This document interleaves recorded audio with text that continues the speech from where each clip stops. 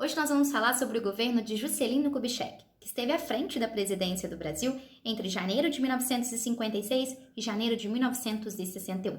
Este período foi marcado, dentre outras coisas, por uma política desenvolvimentista, por novidades no teatro, no cinema, na música, pela conquista da nossa primeira Copa do Mundo de futebol e, é claro, pela construção da nova capital federal, Brasília. Vem comigo conhecer um pouco mais dessa história? Antes de mais nada, vamos falar um pouquinho da biografia de Juscelino Kubitschek? Afinal, quem foi JK na fila do pão antes de se tornar o presidente do Brasil? JK nasceu em 1902 numa cidadezinha do interior de Minas Gerais, Diamantina, que fica logo ali, no Vale do Jequitinhonha. Para mineiro tudo é logo ali, né? Órfão de pai ainda criança, JK foi criado por sua mãe, Dona Júlia Kubitschek, que cuidou de JK e de sua irmã com grandes dificuldades. Mas moço, JK veio para Belo Horizonte, onde exerceu alguns ofícios até ingressar na Faculdade de Medicina na Universidade Federal de Minas Gerais. Em 1930, já formado, JK junta suas economias e parte rumo à Europa, onde gostaria de se especializar em urologia. Bom, ao regressar a Belo Horizonte, exercendo a medicina, ele vai se aproximando cada vez mais da política. Em 1934, é eleito deputado federal. Em 1940, é escolhido pelo interventor de Minas Gerais, Benedito Valadares, como prefeito de Belo Horizonte. E a passagem de JK pela prefeitura da capital provocou verdadeiras transformações. O furacão JK realizou diversas obras públicas, a pavimentação da zona central da cidade e também a construção do conjunto arquitetônico da Lagoa da Pampulha. Aliás, essa obra marca sua parceria muito conhecida com o arquiteto Oscar Niemeyer. Em 1950, enquanto Getúlio Vargas retorna nos braços do povo à presidência da República, JK era eleito governador do estado de Minas Gerais. E enquanto governador, sua passagem também foi marcante, demonstrando claramente que apostava todas as fichas na entrada do capital estrangeiro no país. Em 24 de agosto de 1954, Getúlio Vargas se suicida com um tiro no peito, deixando um país perplexo.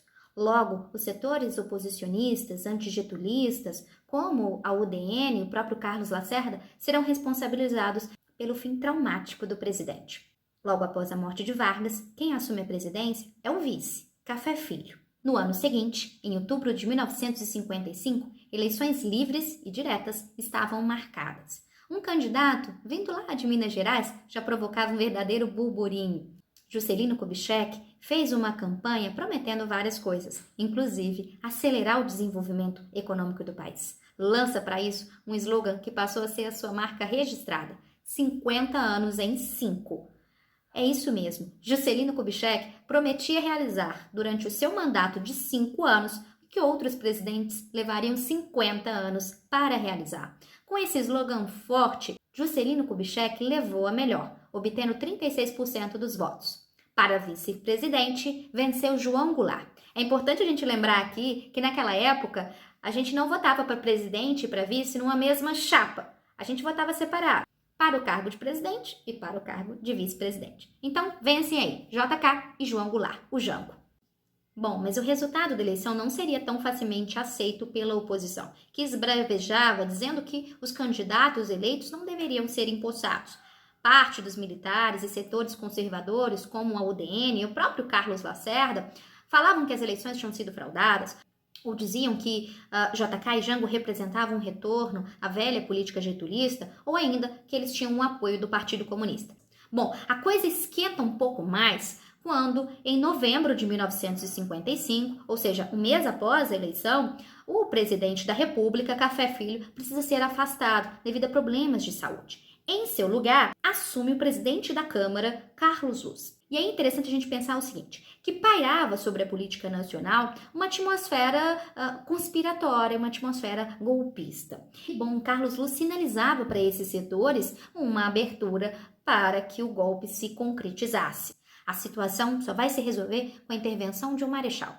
Henrique Teixeira Lott, representando uma parte legalista das Forças Armadas, acaba conduzindo a um processo de retirada, de deposição do próprio Carlos Luz, que ficou poucos dias à frente da presidência.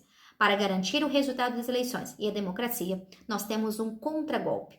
Isto é, um golpe para evitar outro golpe, entendem? E bom, após a saída de Carlos Luz, assume o vice-presidente do Senado. Até a posse de JK e João Goulart, como presidente e vice-presidente em janeiro de 1956. Bom, entrando propriamente no governo JK, é importante a gente destacar, né, que JK buscou durante o seu mandato negociar com diferentes setores aqui e lá, fazendo esse semblant, né, a fim de adquirir mesmo apoio político. Ele entrega cargos e ministérios aos militares, lembrando que esse é um setor que tem aparecido cada vez mais aqui, né, na nossa conversa, né, exigindo cada vez mais espaço, protagonismo. Então, ele negocia com esses setores a fim também de adquirir uma base, um apoio político. Sob o aspecto econômico, a gente não pode esquecer desse presidente desenvolvimentista, né? Esse presidente que tem como ideário forte a industrialização, a modernização, a urbanização do Brasil. E aí, para concretizar essa ideia de desenvolvimento, JK cria o que a gente chama de plano de metas. O plano de metas é um plano arrojado que prevê investimentos em setores estratégicos. Quais seriam esses setores estratégicos? Energia, indústria, transporte, educação e alimentação. Lembrando que o investimento nesses setores não era proporcional, tá? Então, educação e alimentação receberam investimentos inferiores, em torno de 3 a 4%. Então, o governo deixa muito claro, né, quais são os setores prioritários para direcionar recursos. Então, há um investimento maciço na indústria pesada, na indústria de bens de consumo duráveis, na indústria automobilística, na expansão da malha rodoviária, né? Então, diversas estradas foram abertas nesse período. Então, a estrada que liga Belo Horizonte a Brasília, Brasília a Belém, são estradas que foram construídas, pavimentadas durante o governo JK, né? Dentro desse plano de metas, havia a meta síntese, né? Digamos a meta das metas, que seria a construção da nova capital federal, a construção de Brasília. E sobre a construção de Brasília, eu faço aqui um parênteses para uma história que é interessante. A construção de uma nova capital federal não era um plano inovador, original de Juscelino Kubitschek. Muito pelo contrário, era um plano antigo, né? Se não me falha a memória, desde 1934, na Constituição de 1934, nós já temos ali uma sinalização para que uma nova capital federal fosse construída. E bom, quando é que isso vira um projeto e uma realização do governo JK? Ainda durante a campanha eleitoral, num dos comícios que JK realiza no interior de Goiás, numa cidadezinha chamada Jataí, um eleitor pede a palavra e pergunta a ele se, eleito ele fosse, ele cumpriria a Constituição e construiria uma nova capital para o Brasil. JK, em entrevistas depois, ele disse que, num primeiro momento, recebeu aquela pergunta com surpresa, né? Mas que prontamente respondeu ao eleitor dizendo que, se eleito fosse, construiria Brasília. E, bom, a gente sabe que Brasília é um dos maiores legados deixados aí por JK, né? Brasília acaba personificando todo esse projeto desenvolvimentista do presidente, certo?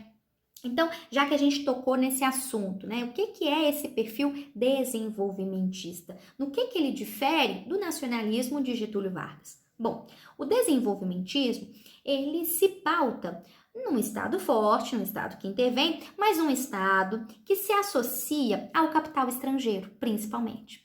O que Juscelino Kubitschek faz é o que a gente chama de tripé econômico, né? É o investimento do Estado, investimento público, investimento do capital privado nacional, investimento do capital privado estrangeiro. Então, o JK, ao contrário de Getúlio Vargas, não rejeita o investimento, a entrada de capital estrangeiro no país, né? Não rejeita a entrada de multinacionais no país. Tá aí um paralelo importante para a gente fazer, né? O Estado nacionalista varguista é um Estado fortemente interventor que tenta ali, né, resguardar setores estratégicos e que restringe a entrada de capital estrangeiro e a remessa de lucros para fora. Já o Estado desenvolvimentista de JK não, se associa a esse capital privado estrangeiro, né, e se beneficia desse capital, concedendo aqui diversas vantagens a essas empresas que querem se instalar aqui ou que importam os nossos produtos. Falando um pouquinho mais sobre essa meta síntese, que é a construção da nova capital federal e que se torna, né, de fato, uma obra muito importante e há uma pressão imensa para que a construção fosse finalizada ainda no mandato de JK, para que ele pudesse inaugurar a nova cidade, a nova capital federal. E aí a gente tem que entender que sim, é um projeto ousado, moderno, idealizado aí pelos arquitetos Oscar Niemeyer e Lúcio Costa, e que de fato atrai, né, uma multidão de pessoas de todo lugar do Brasil, os chamados candangos, que vão compor a força de trabalho, né, que vão erguer essa cidade do nada, né, porque Brasília foi construída numa região até então um lugar ermo. Importante também destacar esse papel no processo de interiorização e de integração nacional, né? Então, de uma certa forma, Brasília, ela também responde a esse anseio, né, de integrar mais as diferentes regiões, de integrar, né, os diferentes aspectos desse Brasil, desse país de dimensão continental. Por outro lado, a gente não pode esquecer também do aspecto isolacionista, né? E Brasília acaba conferindo esse maior afastamento desse centro de poder, né, dos deputados, senadores, do próprio presidente da República, da população, né? Outra questão que também a gente pode pontuar, os gastos exorbitantes com a construção de Brasília. Foram gastos vultuosos. De fato, Brasília materializa, né, personifica esse ideário de industrialização, de urbanização, né, de integração, mas também a gente tem que pensar que de uma forma ou de outra afasta a população brasileira desse centro de poder. E bom, Brasília foi inaugurada em 21 de abril de 1960, ainda na gestão de JK. É importante a gente destacar esse feito, né? Não só desse posicionamento arrojado do presidente, de quem acompanhou, mas dos milhares, né, de trabalhadores e trabalhadoras que se empenharam em construir essa cidade. Caminhando aí, né, pro fim da nossa conversa, eu gostaria de destacar aspectos positivos e negativos do legado deixado por Juscelino Kubitschek, né, durante o seu governo. Sem dúvidas, o próprio presidente é vinculado a essa memória, né, de um presidente moderno, de um presidente inovador, né, um presidente bossa nova, sorridente, festeiro, boêmio, né? É um presidente que até hoje, né, tem a sua imagem muito vinculada a um novo Brasil. E de fato, durante o seu governo, nós temos aí diversas novidades, né, novos hábitos. As classes médias urbanas, né, a elite ali naquele momento pode consumir uma série de produtos, de mercadorias, de eletrodomésticos, automóveis, que antes elas não tinham acesso. Então, há um certo espírito, né, otimista de crença no progresso que paira durante o governo JK. Mas é importante a gente dizer que esse crescimento econômico que de fato houve durante o período JK, nós temos aí em torno de 8% de crescimento, não é um crescimento, não é uma riqueza que foi distribuída de forma igual, de forma igualitária, né, entre a população. Muito pelo contrário, né? Para as classes mais pobres, para as classes trabalhadoras, o governo de JK trouxe aí também muitos problemas, né? Então, sob o aspecto negativo, nós poderíamos falar, né? Não há uma política de desenvolvimento para o pessoal do campo. Então, você tem um fluxo migratório muito grande, né? De trabalhadores rurais que vêm em busca de melhores condições de vida, que vêm em busca de uma carteira assinada nos grandes centros urbanos.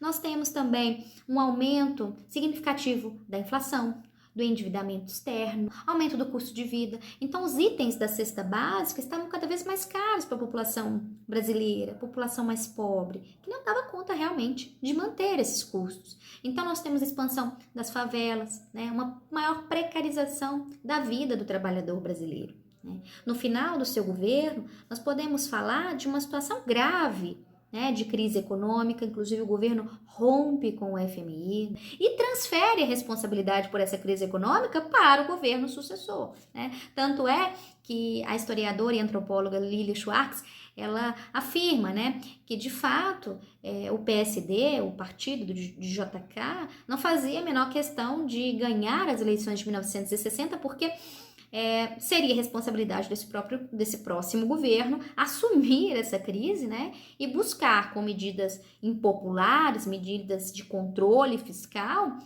por ordem na casa. Então, a ideia era de que em 1965, né, JK pudesse novamente se candidatar à presidência, né, já num cenário mais tranquilo do ponto de vista econômico. Bom, a gente sabe que as eleições em 1965 não transcorreriam dentro da normalidade, mas isso é história para uma outra conversa, certo? Um beijo para vocês, espero que tenham gostado. Até a próxima!